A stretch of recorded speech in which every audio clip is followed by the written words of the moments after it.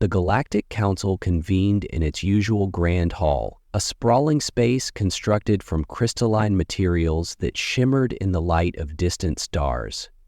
Representatives from hundreds of species filled the room, each with their own culture, history, and voice, and each bringing their perspective on the galaxy's most pressing matters. The air was thick with the hum of translated languages and quiet negotiations, the cacophony of 1,000 different civilizations attempting to coexist in a shared galaxy. Today, however, there was an unusual sense of anticipation, and it wasn't because of any typical galactic crisis or diplomatic meeting. No, the topic of discussion was far more absurd. A human had just been named the recipient of a royal inheritance, but not just any inheritance. He was to become the custodian of the Andorran Dominion's royal bloodline. The twist?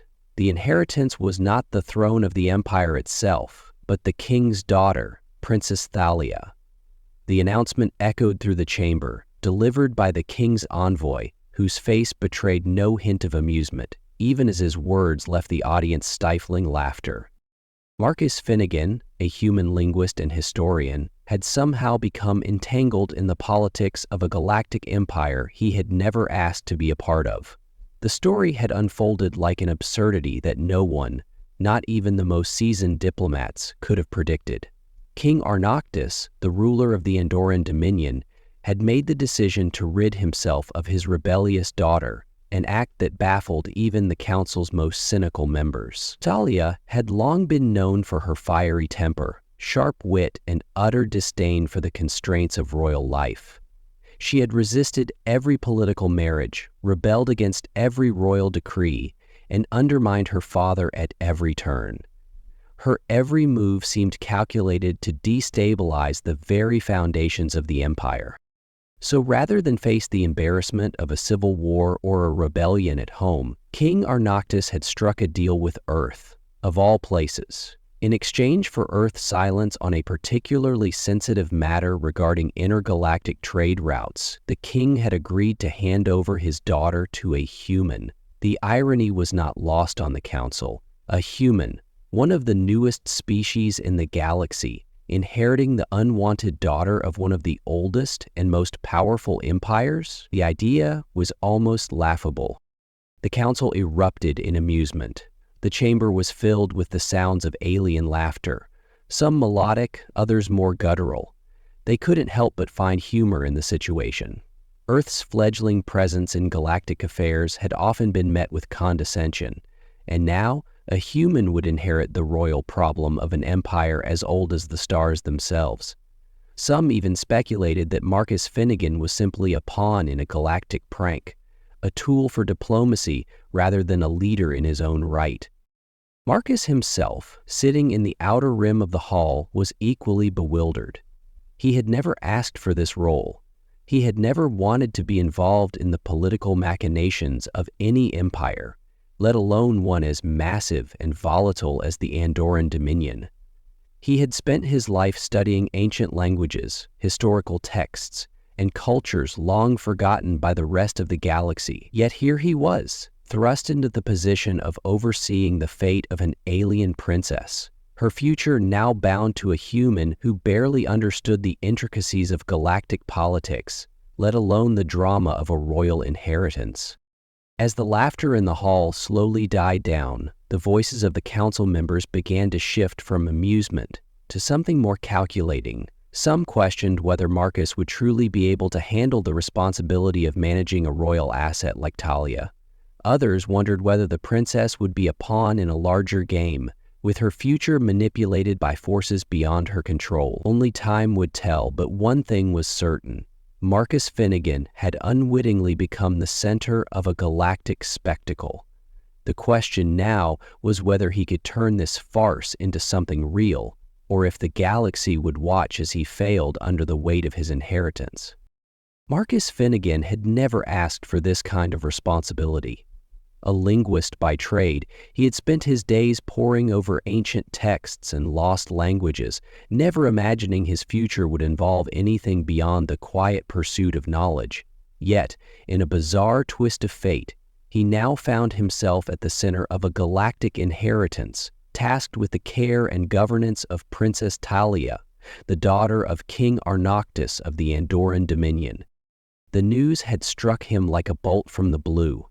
At first, he had thought it some kind of bureaucratic error, a clerical mistake perhaps, a misunderstanding between his government and the Andorran diplomats. But no, it was real. He was to be the custodian of a princess, a position that carried with it all the weight and expectations of intergalactic diplomacy. As Marcus sat in his quarters, a small but well-appointed room aboard the diplomatic vessel that would transport him to the Andorran Dominion, his mind was a whirlwind of thoughts. How had he gotten here? His research had always been about history, about uncovering the mysteries of ancient civilizations, not about royalty, politics, or the complexities of ruling an empire. And yet, here he was, the unlikely heir to one of the galaxy's most prominent families, a family he had never met, a lineage he knew nothing about, and most daunting of all, a princess who had made it clear she had no intention of being managed by anyone, least of all a human. The ship hummed around him, its engines a constant reminder that he was leaving Earth, the only home he had ever known. The journey to the Andorran Dominion would take several weeks, and during that time, Marcus tried to prepare himself, reading up on what he could about the Empire, its history, and its culture. But none of his studies could prepare him for what awaited. He had read about the Andorran Dominion in his academic papers, but they had always been distant, abstract concepts, far removed from the daily realities of life on Earth. He remembered the first time he had seen Talia's name appear on a galactic newsfeed, her face radiating defiance as she stood before her father during a public appearance. The scandal that had followed her every action had been the talk of the galaxy. Her rebellion against her father's strict reign, her refusal to comply with political alliances and royal marriages. These were the things that had made her a symbol of resistance among some, a problem to be solved among others. To most, she was simply a royal pain. But now, Marcus had inherited her fate. As the weeks passed, Marcus found himself caught between dread and curiosity. He wasn't equipped to handle an unruly princess, let alone the political implications of being her custodian. He had no army to call upon, no political leverage to wield. He had only his mind, his understanding of ancient civilizations, and a steadfast resolve to approach this situation as he would any other problem, with reason, patience, and a willingness to learn. When the ship finally arrived in the Andorran Dominion, Marcus was met by a delegation of diplomats and soldiers, all carefully observing him as if expecting him to falter. But Marcus was a man of intellect, and though his heart raced with nervous anticipation, he held his composure. The princess, however, was nowhere to be seen. His only introduction to her was her reputation, a reputation that, from all accounts, could only be described as difficult, to put it mildly. The delegation's leader, a tall, imposing figure with deep purple skin and elongated features, extended a formal greeting. "Welcome to the Andorran Dominion, Ambassador Finnegan," he said. "We hope your stay will be a productive one." It was then that Marcus realized the true gravity of the situation. He wasn't simply here to escort the princess. He was supposed to represent her, to navigate her future, to steer her through the political turmoil that awaited. The task was more complex than he could have ever imagined, and yet, despite the daunting challenge ahead, Marcus could not shake the nagging feeling that something in the universe had led him here for a reason. Talia's presence loomed large in his thoughts. What would she be like in person? Would she be as formidable as her reputation? And more importantly, how could he possibly handle someone who had spent her life rejecting everything that came with her royal heritage? He didn't have the answers, but he knew one thing for certain: he wasn't ready to give up. He would do whatever it took to fulfill the duty he had been unexpectedly assigned, because if there was one thing he understood, it was the power of perseverance. and he would need every ounce of it to navigate the storm that was Princess Talia. When Marcus first laid eyes on Princess Talia, he wasn't sure what to expect. The stories about her had painted a picture of a fierce, rebellious royal, one who had thrown tantrums at galas, burned bridges with suitors, and single-handedly upended her father's political schemes. But what stood before him when the grand doors to the royal palace opened wasn't just a princess in royal robes. It was a force of nature, a whirlwind wrapped in a gown of silken blue, her sharp violet eyes scanning him as though sizing him up for something far more intense than mere diplomacy. She was taller than he had imagined, her presence commanding, even though she hadn't said a word.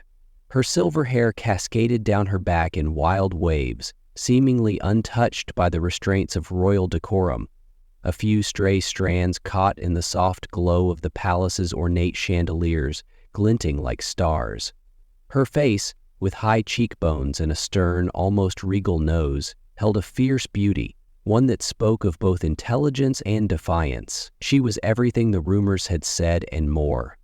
Untamable, unapologetic, and so utterly different from the meek expectations of the humans who had assumed she would be nothing more than a docile royal pawn. The moment their eyes met, Marcus knew this wouldn't be a simple exchange. It wasn't about mere titles or formalities. This was a clash of two worlds colliding.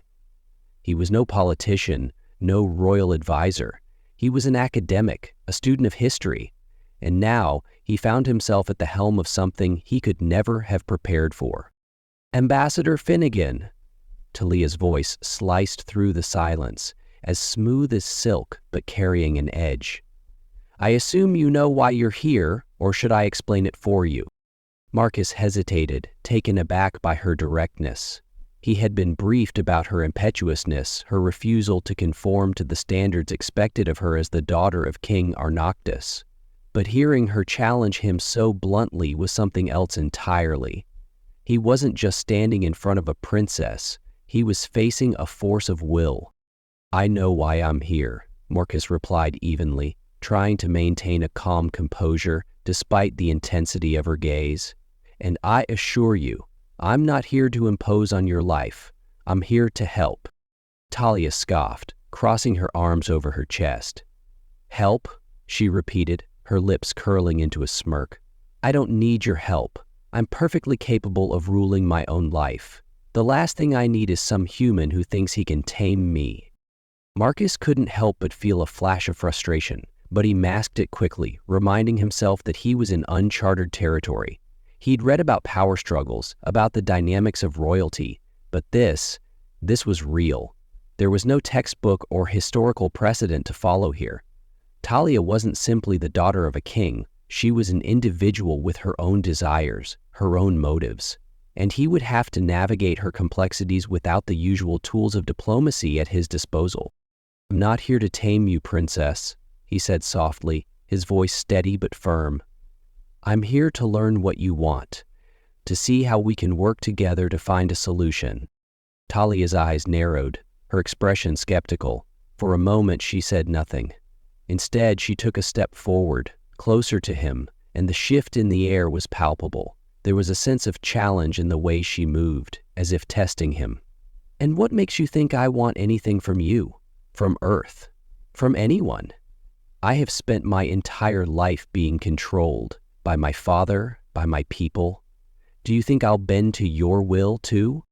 Marcus felt the weight of her words settle heavily on his shoulders. He understood her bitterness. Her life had been a series of restrictions, forced into a mold that wasn't hers to begin with.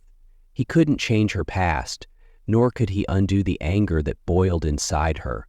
But he could offer something she had never experienced before: freedom. "I'm not here to control you, Talia," he said, using her name for the first time, testing its resonance. "I'm here to give you the chance to do what you want, to help guide you if that's what you desire. But it has to be on your terms." The silence that followed was thick with unspoken thoughts. Talia studied him, her eyes flicking over him, gauging the sincerity of his words.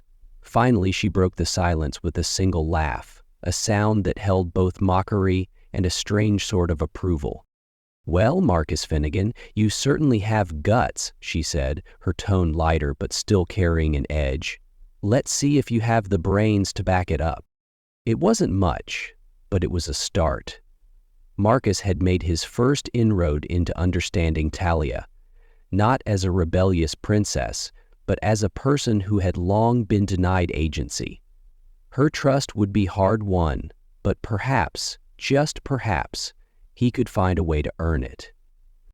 As the day wore on, Marcus couldn't help but wonder if this unexpected inheritance would turn out to be the greatest challenge of his life or the most extraordinary opportunity. Talia wasn't just an heir to an empire. She was a force to be reckoned with, and somehow he was now a part of her future. The first days of Marcus's stay in the Andorran Dominion were a blur of protocol and strange customs. Despite his initial assumption that his role was nothing more than a simple caretaker, it quickly became clear that being the custodian of a royal princess was anything but straightforward. The palace itself was a monument to the grandeur of the Dominion. Towers that stretched into the sky, walls lined with ancient tapestries, and halls that echoed with the whispers of centuries-old power. It was an intimidating place for anyone, let alone someone as out of place as Marcus. From the very beginning, Thalia made it clear that she had no interest in pretending to play the part of a dutiful princess. Every time he suggested a meeting, a conference, or even a simple conversation with the other high-ranking officials of the Dominion, she found some excuse to avoid it. She'd wander the palace grounds alone, often disappearing for hours without a word. When Marcus attempted to follow her, she would either lose him with ease or turn on him with a fierce look that made him reconsider pursuing her. For all her disdain, however, Thalia was still undeniably clever. She knew the ins and outs of the palace and its politics better than anyone. After all, she had been raised in the heart of the Dominion. When she did choose to engage, it was usually to challenge Marcus or mock him in some way. She would confront him with questions about Earth's history, its culture, or even just to see how he would react to her biting comments. Marcus tried to maintain composure, though he could sense that beneath her caustic exterior there was something else, a deep frustration, perhaps, or even a fear that had been masked by her defiance.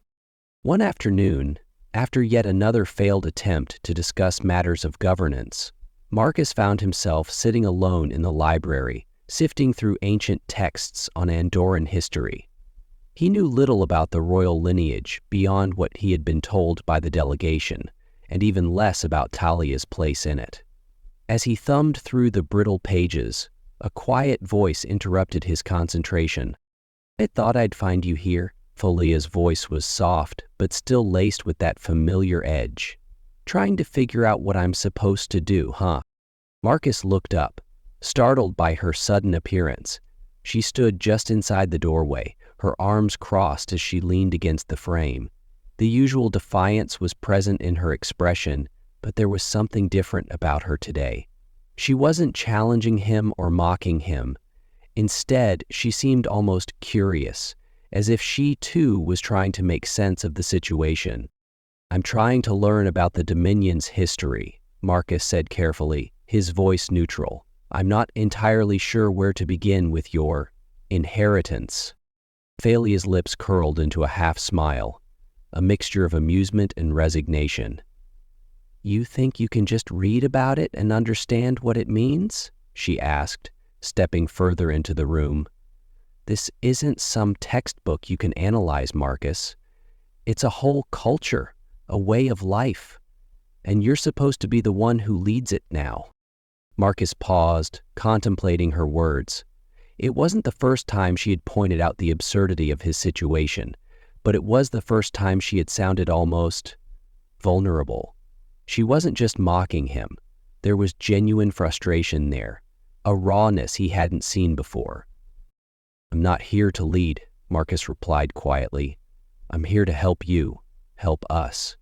If you don't want to take the throne, that's your choice. But I'm not going to leave you alone in this. I'm not going to abandon you the way your father did." Thalia's expression faltered for a moment, and for the first time since Marcus had met her, there was a flicker of something softer in her eyes. She turned away quickly, as if to hide it, but not before Marcus noticed. "I don't need your pity," she muttered under her breath. "I don't need anyone's help." "You're right," Marcus said, feeling the weight of his words. "You don't need pity, but maybe you could use someone who doesn't just want something from you." The silence between them stretched on, and Marcus could sense the tension building again. But this time, it wasn't the usual standoffishness that separated them. It was something else, an unspoken acknowledgement that they were both stuck in a situation neither had asked for. The princess was trapped by the expectations of her family and the Dominion, and Marcus was just a man with no experience in politics or royal affairs, yet thrust into the heart of it all. They were both strangers in a world that demanded conformity, yet neither of them had the answers. Finally, Thalia broke the silence. "So, what do you expect from me then?" she asked, her tone softer than usual. "You think I'll just change?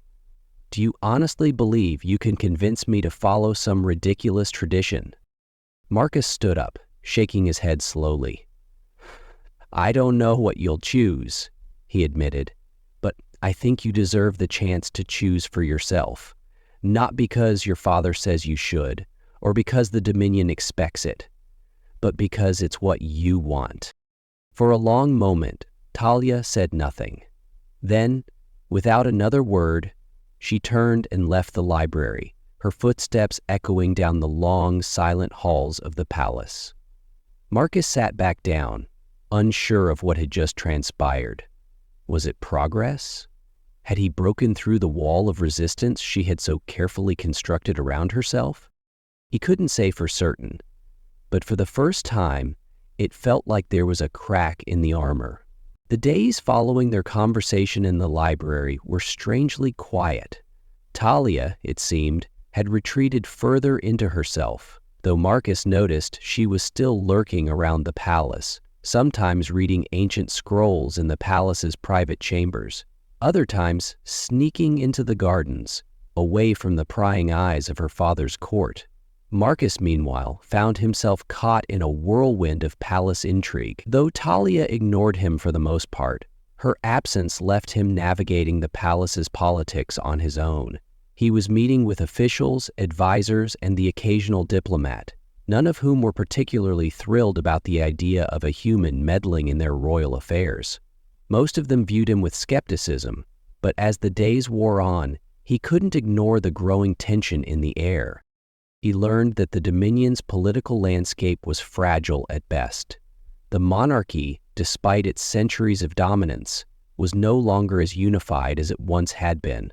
Powerful factions within the Dominion, including military leaders and influential merchant guilds, had grown weary of the royal family's influence, and many saw Thalia's apparent rejection of the throne as an opportunity to shift the balance of power. Marcus had heard whispered rumors about rebellions, potential coups, and royal advisors jockeying for favor, political intrigue that made Earth's history look tame by comparison. The more he learned, the more he realized that his presence was not only unwelcome, but also becoming a symbol of the uncertainty that surrounded the Dominion's future. One morning, while Marcus was reviewing a report on trade routes in the Royal Council room, he was interrupted by a sudden, unannounced visit from Thalia. She appeared at the door, looking almost unrecognizable compared to the fiery princess he had first met. Her hair was tied back in a loose braid, and she wore an outfit that was more practical than royal, a simple tunic that allowed her to move freely. The stark difference from the extravagant gowns she usually wore made her seem almost like someone else entirely, someone who didn't belong to the opulence of the Dominion. "I thought I'd find you here," Thalia said, her voice laced with a touch of curiosity. Marcus looked up from his papers, surprised by her appearance. "You've been avoiding me for days," he remarked, unsure of how else to respond. She raised an eyebrow, her lips curling slightly. "I've been busy," she said, "trying to make sense of all this mess." Marcus motioned for her to take a seat. "It is a mess, isn't it?" Talia dropped onto one of the chairs across from him, her expression unreadable. "I don't know what to make of it," she confessed, almost reluctantly. "I can't just keep running away from it. But every time I try to face it, it feels like I'm suffocating." Marcus leaned back in his chair, contemplating her words. He had seen the walls she had built around herself, but now, in this quiet moment, he was beginning to see that there was more to her resistance than mere rebellion. There was fear beneath her defiance, a fear of losing control, of being trapped in a life that had never been her own. For years, she had fought against the expectations placed on her, but now it seemed she was realizing that perhaps her rebellion had created a trap of its own. "Do you want to change things, Talia?" Marcus asked, his voice soft but probing. Her eyes flickered with uncertainty, but she didn't look away. "What choice do I have? If I refuse to be what they want, they'll just find someone else to take my place. And if I try to lead, they'll tear me apart." Marcus shook his head slowly. "You don't have to be what they want, but you also don't have to let them tear you down. There's a middle ground." She sighed, rubbing her temples as if trying to push the tension out of her mind. "I don't know how to find it," she murmured. "It's all I've ever known, fighting back. I don't know who I am without that." Marcus watched her carefully, his gaze steady. "You don't have to be someone else. You just have to be yourself, without all the expectations." There was a long pause as Talia absorbed his words, and for a brief moment she seemed lost in thought. The silence stretched between them, and Marcus couldn't help but wonder if he had said too much, or if she was simply too deeply entrenched in her own struggles to hear him. He wanted to help, but the truth was, he had no idea how to help someone like Talia. Finally, she broke the silence, her voice quieter than before. "I don't even know who I am anymore," she admitted, her vulnerability a stark contrast to the princess, who had once seemed untouchable. "But maybe I need to start figuring it out." Marcus smiled gently, though he wasn't sure whether to believe her or not. She was a complicated puzzle, her past, her defiance, her hidden fears, all tangled up in a web that he was just beginning to understand. But there was something in her words that gave him hope. Perhaps this wasn't as hopeless as he had feared.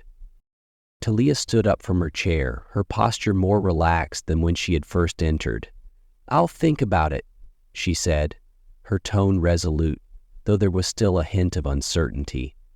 "But I won't do it alone." For the first time since his arrival, Marcus felt a glimmer of progress. Maybe the road ahead would be long and filled with setbacks, but for the first time, Talia seemed willing to take a step toward change, and that in itself was a victory. The days that followed Talia's tentative admission of wanting change were marked by subtle shifts, both within her and in the way she interacted with Marcus. Though she remained distant, she no longer seemed completely closed off. She began to engage with him more, albeit in small doses, and the conversations they had were far less combative than before. In fact, for the first time, Marcus sensed that she was genuinely considering the future, not just as something to escape, but as something to shape. One afternoon, Marcus received an unexpected invitation to a private council meeting, a rare event given his status as an outsider. The invitation was signed by Talia herself. It was a bold gesture, given the animosity that still lingered between her and the rest of the royal court. But it wasn't just for show. She had something in mind. When Marcus arrived at the council room, Talia was already seated at the head of the long table, flanked by several high-ranking officials and military leaders. The room was filled with tension.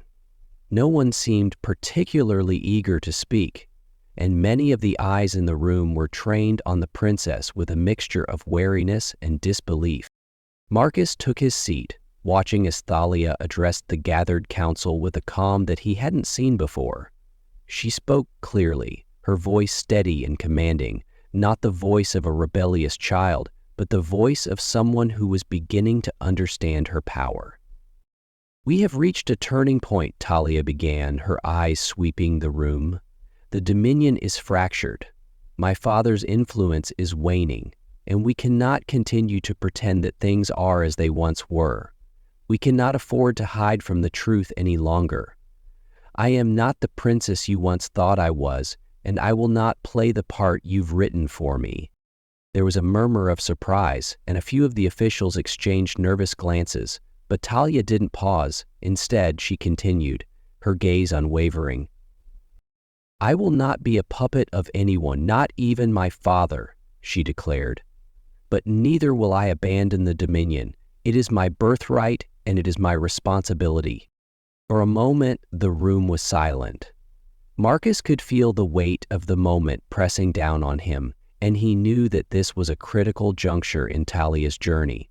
She had just made a powerful statement, one that would change the course of her future and, potentially, the future of the entire Dominion. Then Thalia turned her gaze to Marcus. "Ambassador Finnegan," she said, her voice measured but clear. "I've come to realize that I cannot do this alone. I will need someone who understands the bigger picture, someone who can see past the narrow political interests of this court, someone who can guide me when the time comes to make difficult choices." Marcus blinked, surprised by her words. He had not expected to be brought into this in such a direct way, and yet in that moment he understood. Thalia was no longer asking for help out of weakness. She was asking because she recognized his value, not just as a human from Earth, but as an outsider who could offer a fresh perspective. "I'll be here," Marcus said quietly, his voice steady. "But this is your fight, Thalia. I'm here to offer counsel, not to dictate your path." Thalia gave him a small nod, a flicker of something almost akin to gratitude in her eyes. Then, turning her attention back to the council, she continued, "We will make changes," she stated firmly, her tone brokering no argument. "We will rebuild this Dominion on the principles of freedom, cooperation, and unity, but we will do it in our own way, not by the dictates of tradition or foreign influence." Her declaration sent ripples through the room. Some officials were clearly shaken by her boldness, while others seemed cautiously intrigued. There was no turning back now. Thalia had made her decision, and Marcus could see that she wasn't merely reacting to the pressure around her. She was taking control. As the meeting drew to a close, and the council members reluctantly dispersed, Marcus stayed behind, exchanging a few quiet words with Thalia. "You did well," he said, genuinely impressed. "They may not admit it yet, but you've earned their respect." Thalia didn't smile, but there was a subtle shift in her expression, a hint of something warmer beneath her usual cool facade. "I didn't do this for their respect," she replied softly. "I did it for myself, and for the Dominion." There was a quiet determination in her voice, something that Marcus hadn't heard before. It was the sound of someone who was finally stepping into their power, not because they had to, but because they wanted to. As he left the room, Marcus couldn't help but feel a sense of pride for her. She wasn't the same princess he had first met, defiant and angry, hiding behind walls of bitterness. She was becoming something more, a leader not just of the Dominion, but of herself. And though he still didn't know what the future held, he could sense that they were both on the cusp of something that would change everything. It was only a matter of time before the entire galaxy would know the name of Thalia, Princess of the Endoran Dominion, not for her defiance, but for her strength, her vision, and her unwavering resolve to shape her own destiny. The weeks that followed were a whirlwind of strategy sessions, private meetings, and diplomatic correspondence. Talia's transformation was undeniable. She had stopped hiding behind the walls of the palace and had begun engaging with the people of the Dominion. She walked through the streets of the capital, met with farmers, traders, and scholars, and listened to their concerns, learning about the hardships they faced under the monarchy. Her eyes had opened to the complexity of her kingdom, and with each new conversation, her resolve strengthened. Marcus, though still unsure of what role he played in her future, found himself swept up in the momentum of change. He spent long hours with Talia, helping her refine her speeches, crafting policies that would address the needs of her people, and advising her on matters of diplomacy. She no longer seemed the reckless, stubborn princess. She had become something more, a leader in the making, determined to reshape the Dominion into something just and fair. But for all her newfound purpose, the shadow of her father's disapproval loomed large. King Arnoctis had not taken kindly to his daughter's defiance. The king had grown increasingly agitated, his temper flaring at every mention of reform. Talia's rejection of the traditional path had sent shockwaves through the court, and those who had once been loyal to her father began to question their own allegiances. Despite her father's attempts to isolate her, Talia found support where she least expected it. Some of the royal advisors who had once sided with the king quietly came to her with their own concerns about his leadership. Others, disillusioned by the corruption and greed that had permeated the upper echelons of the Dominion, offered her their counsel. Slowly but surely, Talia had begun to build a coalition, not by force or intimidation, but by simply listening to the voices of those who had been silenced for too long.